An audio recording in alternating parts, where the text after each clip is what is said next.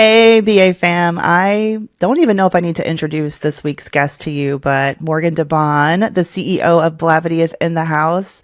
Morgan, how many times have you been on BA? Do you know?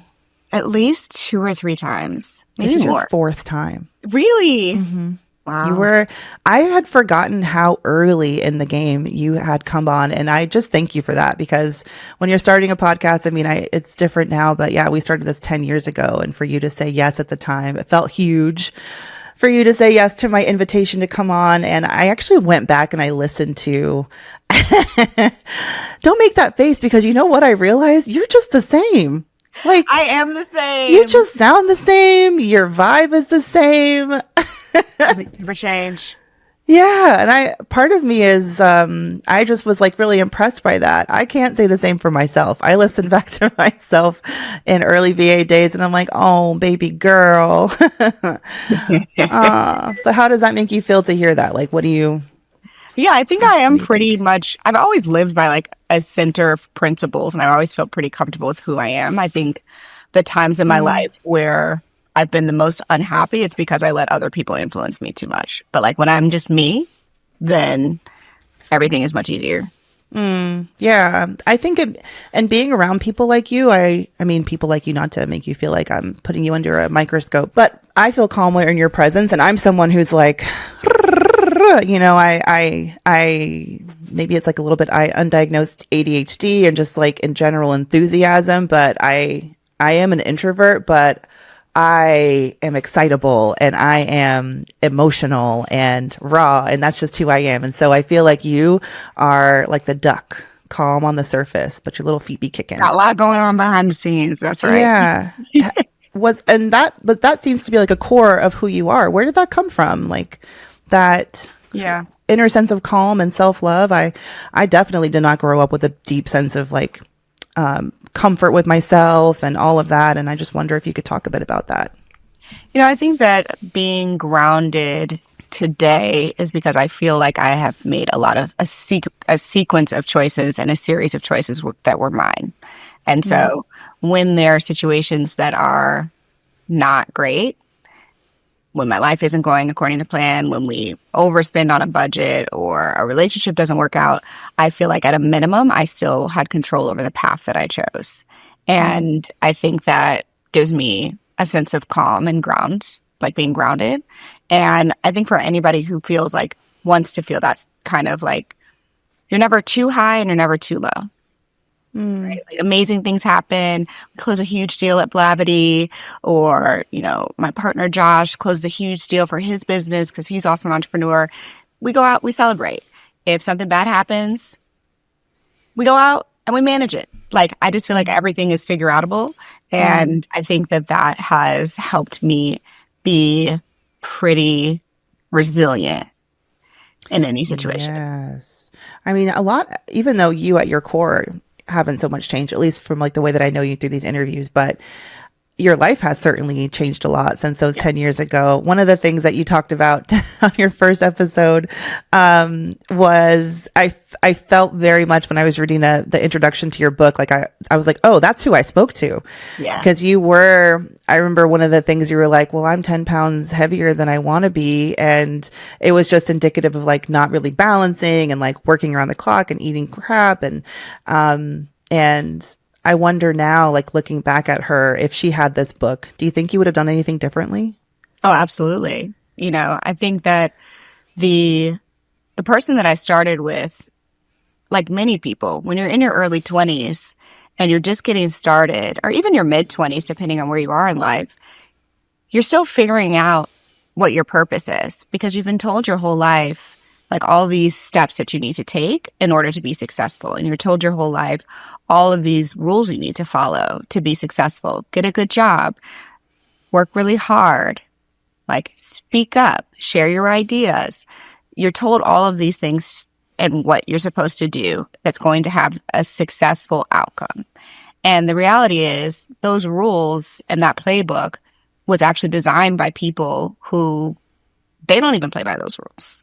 So I think the faster that I accepted, wait, I can do whatever I want to do. I have free will. Let me decide what makes me happy, what my actual purpose in this life is, and let me work towards having more of my time and energy be aligned with my purpose, the more I was able to then have a more balanced life. Because I used to tell myself, like, when you sign up to be an entrepreneur, you just sign up to be broke for 5 to 7 years, basically.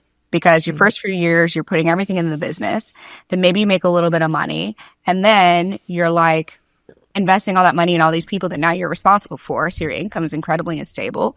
And then maybe you start to make enough income and revenue in the business that you can take a nice income. But for 99% of the businesses in America, like, that is not the narrative. That is, like, not true. 80% of small businesses in this country are solopreneurs. So how do you accept that in the beginning stages, that rough start is actually potentially your norm? It's a little start. Yeah, and you know what? Sometimes I'm like, dang, why didn't I start this when I was 22? And when I say this, I wasn't even sure I was starting what I want Brown Ambition to be and what it's becoming. When I was 20, I started this podcast. I think, well, how old was I? 26. And for me, it was just a fun passion project. And since then, starting my, leaving corporate and starting my coaching practice, and that was exciting, but I was always coming back to Brown Ambition, and it was always BA for me. And so when my co-host Tiffany left at the end of last year, which was, such a blessing and such a beautiful, sometimes it's like, it was a gift to get to say goodbye to her in that way and have such a great, like, parting of, creative partnership or whatever. I mean, I was just at her house the other day, so we still have our bond. But looking ahead, I'm like, oh, I do feel like I'm starting now, because starting fresh. I do feel like, I mean, I'm not a solopreneur in the sense that I'm not making money. Like, thankfully, the podcast has been profitable for a few years now. But now there's the pressure of, like, so how do I invest in the business of it all? Before, I'm just like taking taking cuts, using it for builds and stuff. But now I'm like, oh, pouring it back in and choosing what to build. I feel like your book, by the way, Rewrite Your Rules, which, just imagine it sitting right here. I don't have the physical copy. I will have it soon. There it is. There she is. I'll put it on the screen. Don't worry. I know what publishers want. Be big on the screen with a link. Okay. But I do feel like this book is for me. This book is absolutely for you. Someone who already has a lot of successful things going on. You've got a family, you've made a lot of choices, you had a corporate 9-to-5, you chose a different path, and now you're at a crossroads. You can choose the stable thing and keep it going, right? Stick with the same network that you're in, stick with the same type of content, stick with the same stuff. Or you can take the risky route, which has implications. It might work out, or it might put you behind where you are now. How do you make that decision? I mean, that is what this book is designed to help people think through, is like, how do I make the decision? How do you make the decision? And I will say, what I was going to say earlier is, being young, being 22 and launching without a family, the stakes are so fucking high. Morgan, I got these 2 little rugrats. My work day is so high. Yes, they're right now. They're very high. Yeah. And I am an entrepreneur. I've always sort of been entrepreneurial. I mean, I started Brown Ambition while I was working 9-to-5. And I love being creative. My husband is very not that. And it's been challenging, like, for him to meet this version of myself who's like all in. And I mean, so that's the challenge, how it's impacting our relationship. And then I love the freedom I have to be a more present mom, but I do have to move more slowly than I would have before I had these kids. And I have to accept that at this stage. Whereas it is what it is at the end of the day. You know what I mean? But I don't think that you can minimize it. Like, it's still a choice that you're making proactively to say, one of the things that's important for me and my family is a stability for my family. Like, and stability for my family is going to be one of my priority pillars, which we talk about in the book, right? And then from there, everything works around that. Yeah. It was very different than the business the choices are and the ways that I think I would have easily become taken the route you had, Right. like where you sort of work yourself into the ground. And at the same time, it's like, be grateful for that version of yourself because look what you built. Oh, I love her. I'm Yeah. grateful for her. I think that for anything to be at scale at this type of momentum, it requires the 10,000 hours that people talk about. I mean, it requires grit, it requires hard work. The question is just, when do you get off the rat race? Like, when have you done enough? And when do you let the momentum from the work that you've put in and the investment that you've put in then take you to a different direction? Because I think a lot of people get stuck. Like, they get stuck just going through the motions, and there's diminishing returns of their hard work. Like, that is not hard work alone is not the thing that makes people successful. Yeah. I love what you write about this trip to Costa Rica and how that was like the beginning of you just taking time for yourself. And Mm-hmm. I've seen that you've posted about painting, and I want to hear about Soft Life, Morgan. You left Yeah. LA, you went to Nashville.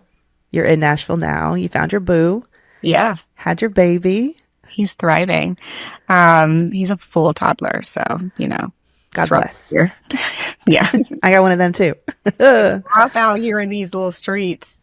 Um, I think, yeah, I took a 30-day sabbatical. I went through a super tough time in business where I felt like I was a wartime CEO, where like I really was, it was do or die. Like, either we make it through this or we're done. And I really gave it, after having gone through a season where I felt like we were super stable, I had then had to like buckle back in and work, like work as hard as I possibly could. And I did that for 9 months. The business had one of its best quarters it had ever had in the history of the business. And I said, perfect, your girl is out. I need to go. So I did a 30-day sabbatical in Costa Rica with some of my girlfriends, Melissa from the Lip Bar and Simone, now Tyler, formerly White, who was our head of revenue for the media business at the time and AfroTech. And for 30 days, we just did whatever we wanted to do. Like, eat papayas, talk to the fish man. We went to a restaurant one night and I was like, oh, this fish is so good. In Costa Rica and so many tropical places, they're like, oh, we just caught it this morning. And Yeah. da da da da. I was like, okay, cool. Can I get on this boat then? Like, I want to go catch a fish.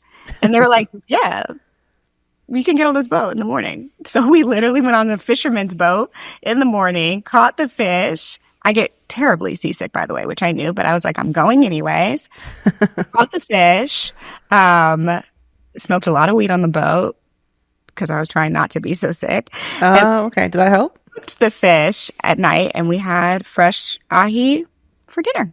Damn. But like, I wanted to just do stuff. Like, stop being so freaking responsible. Stop overthinking everything. Stop if this, then that, every single decision for 30 days. And it just reset my ability to then have an abundance mindset about, well, what does the next phase of my life look like? Now that I've made it through these different things in the business, what else do I want? And outside of work, because that's just not enough. It wasn't enough for me.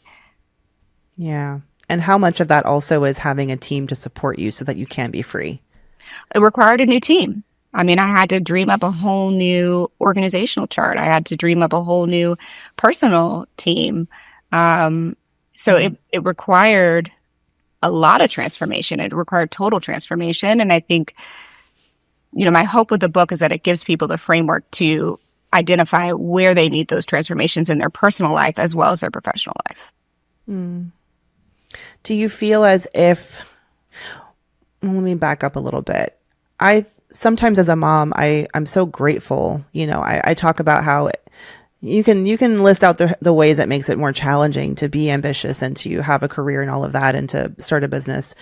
But at the same time, in a time like this, I find so much, I find it meditative being a mom sometimes, getting on the floor, building a Lego, being in tune with that. How has your son changed your approach to business or your resilience for business, if at all?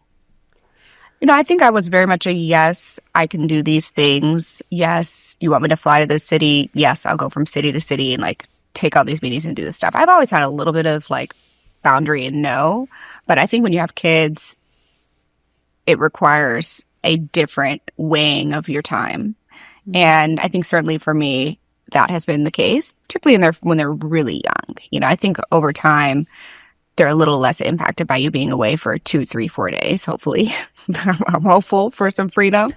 But, we leave the house for a night or 2 nights, I know he's not going to sleep well that night because we're both gone. So I think for me, I've just had to be more disciplined with how I'm saying, like, what is my focus?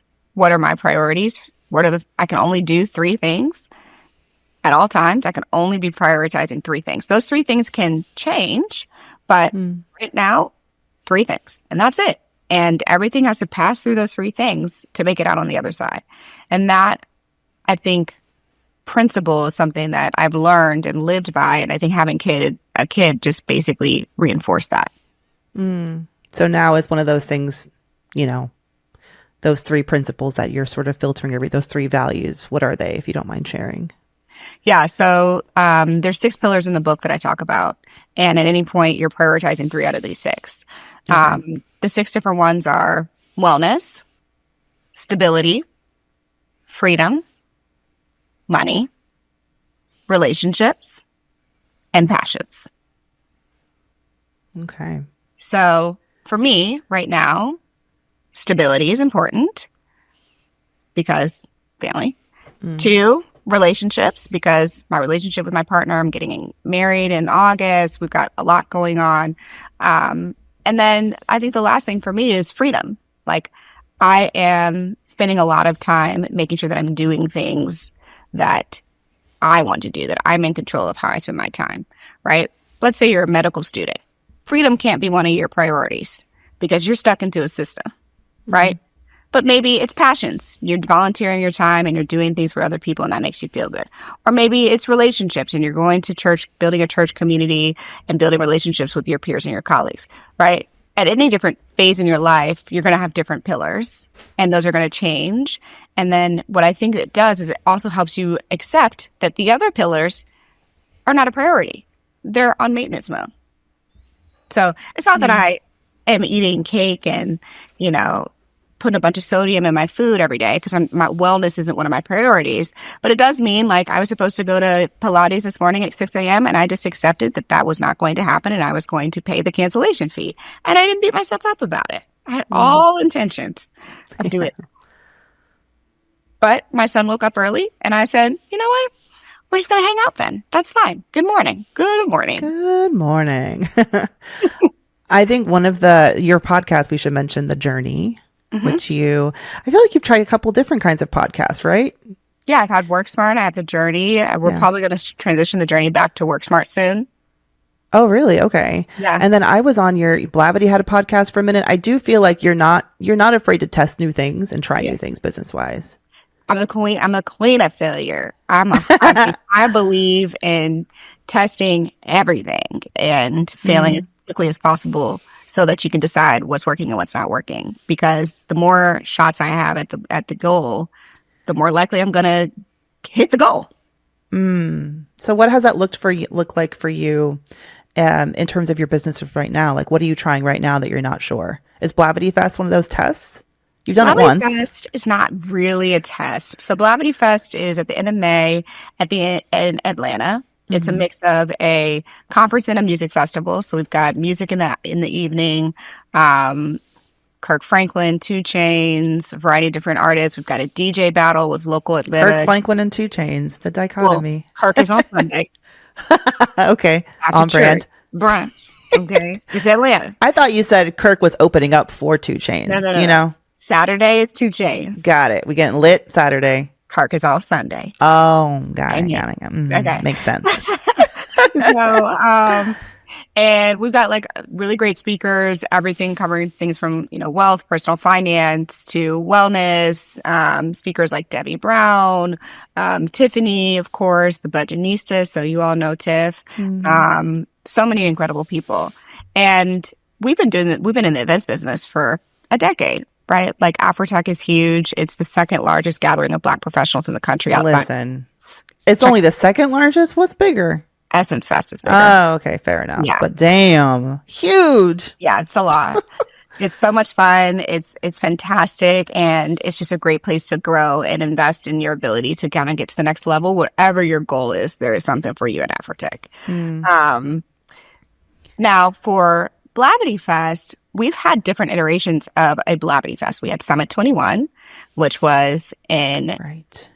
formerly called Empower Her. If you were that old to I know have, Empower yes, you Her. talked about that on an early episode. I was like, oh, damn, I forgot about Empower Her. Exactly. So your girl goes through iterations all the time. So Empower Okay. Her was 2 or 3 years, and we changed it to Summit 21. And then Summit 21 did super well with consumers, but advertisers weren't really investing in it. So I picked basically, I said, look, we only got so much time and effort. Let's scale AfroTech instead of Summit 21. But now we're back at a place where AfroTech is super stable. And I do believe that there is a world where people who are not in tech still want to come together to connect, network. Creators want the skills, the tools to be able to get to the next level. Artists, musical people, people in the production space, people who are looking to publish their first book. Like, there are a lot of information that I still think being in person and having those social connections helps people get to the next level, and events are a great way to do that. I didn't know how much I needed to be at AfroTech until I was there. I mean, I went by your invitation just because, at the time I was looking for any excuse to leave the house and go work on my book. Yeah. And I would just make a book trip out of any little break I could get. So I was like, oh yeah, I'll go to Houston. And what's there to do in Houston? Meanwhile, I didn't write anything because I was just going. There's no work getting done during AfroTech. Yeah, it's just, but there was work being done. I didn't know how much I needed to be at a table with other really, unapologetically big idea creators, and people who made me feel capable of doing all I wanted to do. And the thing about solopreneurship is it can be isolating, and especially being a mom on top of that, I don't really get to connect with other than BA fam and my family and my neighbors. I'm not doing a lot of connecting in person with peers. And so, yeah, it was just really, I left there feeling extremely capable of doing everything I wanted to do and saying it out loud with Brown Ambition and turning it into the media juggernaut that I want it to become. And yeah, I definitely owe that to you and to AfroTech. So thank you in advance, not in advance, many belated thank you for the You're invite. welcome. I mean, I think that the power of your network is one of the things that can propel you in times when you're making those kind of decisions. How are we going to scale Brown Ambition? What does Brown Ambition 3.0 look like under Mandy's leadership? What does it look like? You have no one else to run things by besides your own brain. And you want the right people. You want someone who you can call up and be like, hey, I'm facing this problem. And they're not going to tell you, well, why don't you just not do it? It seems hard. That seems hard. And the number of people who have told me this week to just go take a nap and why don't you take something off your plate? I'm like, no. This is not the time to take things off the plate. I need a bigger plate. That's what you mean. I need a bigger plate. Yes. Well, I think that's one of the challenges with the self-care narrative and the soft life narrative. I'm actually not super pro soft life. I'm pro proactive care. I'm pro don't get to a place where you feel like your plate is overflowing with work. Yeah. But I'm not just do less. No. Let me max out. Let me max out and still feel good about it. How do you max out and still get 8 hours of sleep? It's becoming a better optimization of your 100%. I just believe that is possible. I believe that you can use tools like AI. I believe that you can make different choices with how you spend your money to invest in things that are going to give you your time back. I believe that there is a way for you to have it all eventually. Yeah, you and Rachel Rodgers next to each other. It's you ain't leaving that conversation without a nanny, a cleaning crew, a meal delivery, a chef. You're going to invest in yourself. Just ChatGPT Pro. Let's just start with ChatGPT Pro. Okay, $20 a month. 200. No, I want the next one up. The 200. 200 a month? Yeah, there's another level. Oh, damn. But the next level has an operator and does all this stuff where you can do stuff for you on your computer. Okay, I want you to take me through your day.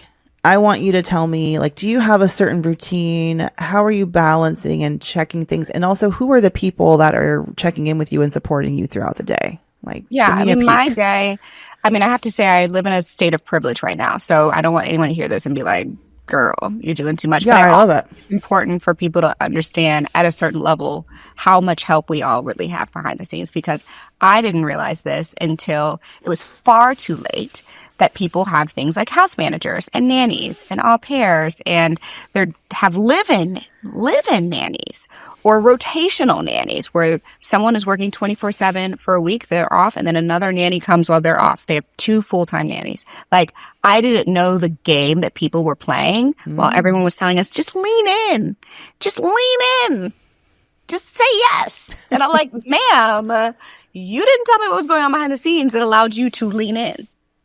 So that is my disclaimer before I tell you my schedule. Open that gate, baby. Let's go. Okay, so it starts actually the night before. So the night before, my virtual assistant, Beth, sends me my schedule for the next day with any notes, pre-meeting notes, anything that I need to know mentally so that I can prep for the next day.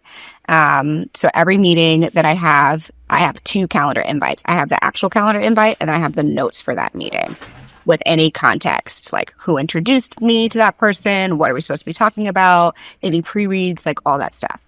Okay. I sleep for at least 8 hours a night. I need a full night's sleep, kind of girly. I wake up between 5:30 and 6:15, I would say. I don't wake up with an alarm. I kind of just wake up based off of what my body needs.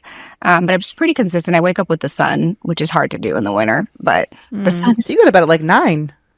I go to sleep between 9 and 10. That is Okay. correct. Yep.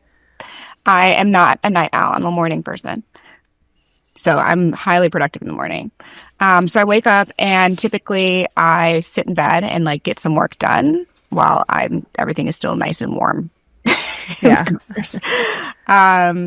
From there, my routine has changed now that I have a son. Previously, we would get up and go to the gym. That does not happen. Now we get up and we wait for him to wake up. Wait for him to wake up, then it's breakfast. So him and I eat breakfast together, and usually I'm listening to some sort of news, CNBC typically, just trying to make sure, or the New York Times Daily from the day before, typically. So some sort of Because information. you're up before the daily comes out. I believe so. I don't actually know what time the Daily gets out, but It's like 6 a.m. Yeah. yeah. So maybe actually I could listen to the current one, but I'm usually a beat behind. I skip the depressing ones. I'm like, I don't want to spend 30 minutes thinking about the State of the Union. Sorry. No, that's the one I want to hear because I sure as hell was not able to make it through. Okay. I'm like, I made it through the first 30 minutes of pompous circumstances and I'm out. I'm going to go watch Paradise. Then just finished that. so good. So then after the nanny arrives at around 8, not around, at 8. And we also have an au pair. So the au pair now is up and online and with him at 7. So basically between like I'm sitting and eating with him, but she's still around in case I need to, have my attention doing something else. An au pair and a nanny. I have an au pair and a nanny now. Au pair is great. Why both? What is that? Because I travel so much now. So his first year of life, I didn't travel or he came with me because I was breastfeeding. Now that he's not attached to the boob, mama's out. Okay. Yeah. But overnights are who's going to watch him overnight? Okay. Like an au pair can only work 10 hours a day, which she doesn't. She works like 6 or 7 hours a day. And a nanny could not work 24 hours straight. Like that would be a lot. Gotcha. So the nanny's rolling in to kind of pick up. Mm-hmm. Or vice versa. The au pair, the nanny's the primary. The au pair is actually the gap closer. Oh, really? Okay. Yeah, because his language development, he's a talker, so he needs someone who speaks really good English during the day. Oh, okay. So where'd you get your au pair from? She's from Brazil. Oh, nice. Yeah, I have friends. I have a friend who has had a great experience with au pairs. she's great. We love her. If I had the space, I'd totally have one because they got to have their own. Yeah, they have their own room. Own room. If you do it through like a reputable service, which we recommend. Yeah, it's highly regulated, actually. As it should be to protect them. It should be. I'm like, oh yeah, check my background. But no, it's great. Like he gets basically a big sister playmate, And in those days where Josh and I are both out of town, we have a stable care system where the nanny's not being overworked and he's able to have two people that he trusts with him. Yeah. Okay. Alrighty. So the nanny's arriving, and where are you Nanny's going? arriving, mama's out. I'm out. So that's basically 8 a.m. I'm working. So Okay. 8 a.m. or that would be when I would go to the gym or Pilates. So assume a day I'm not working out, then I'm doing, if it's a day that I'm not working out, we would go for a walk too, if it's warm. So that would be my little workout for the day. But, yeah, I'm in the office. I'm out here in my studio going through typically the like prepping again for meetings, doing any pre-reads again that I didn't do the night before, and then just getting to it. Like depending on the day, I theme my days. And I talk about this in the book that instead of context switching between all of the businesses that I have throughout the day, like Tuesdays are AfroTech. So I meet with everybody on the AfroTech team. I have the AfroTech sales team meeting. I'm like reviewing all the AfroTech things. Mondays and Wednesdays are Blavity Fest and Blavity Media Group. So I meet with the teams that way. Thursday and Friday are external. It's like today we're recording this. It is an external conversation. So I have 5 or 6 external meetings today. So depending on the day, I kind of know what's going to happen. And then I'm done with meetings by 4:35. And What you eating during the day? I simple food. Yeah. Early. Yeah, lunch is usually like tuna salad or egg salad. And Do you cook, or do you have like a cook? I don't have a cook right now, but I've had seasons where I've had cooks and chefs. Okay. Yeah. So again, like I very much believe that my village should be a reflection of whatever season I'm in and what I need. So there's been times where I had a house manager and a chef, right? With Langston, those 2 roles now are his. Okay, so mama Right. don't get her. I used to call my house manager an adult nanny. She would make sure I was taken care of. Yeah. Oh, I fucking love an adult nanny. I need a Like, wife. she was I need like a stereotypical wife everything. Yeah, sometimes. she was everything, And then when Langston was a super duper baby and like really, really sleeping a lot, then his nanny was also a bit of an assistant and house manager because he was asleep half the time she was here. Now he's up and about. He needs full-time attention, right? So I'm always reevaluating what makes sense based off of the priority pillars that I have. And then also what's going to allow me to have the time and freedom to be able to get to the next level of what I'm trying to do. So right now, my focus is ensuring that I'm reaching as many people as possible with these principles and frameworks and methods and tools in the book. My second is to make sure that the media business, which is the toughest business to run in this type of economy, is stable and slightly growing. I will settle for slightly growing in this economy. As long as we beat the market, I'm happy. Okay. And then my third priority is just like reestablishing and having time to envision what a new life looks like for me now that I am a mother and I am soon to be a wife and all of these different things. Those require a new vision for my future. So I'm just making more time for me to be quiet and to think and to dream what the next 5-10 years looks like for me. Okay. Can we peek through that window for a second? Yeah. What do you think? What do you see when you look at the next 5-10 years? Well, I'm 11 years in as the CEO of Blavity. I think at some point I will continue to work with my team for there to be new leaders who take on the operating role. I'll always have an owner role, but there's a difference between an owner operator and just an owner or an operator. So I look forward to transitioning, I think, into being more of an owner and less of a day-to-day operator.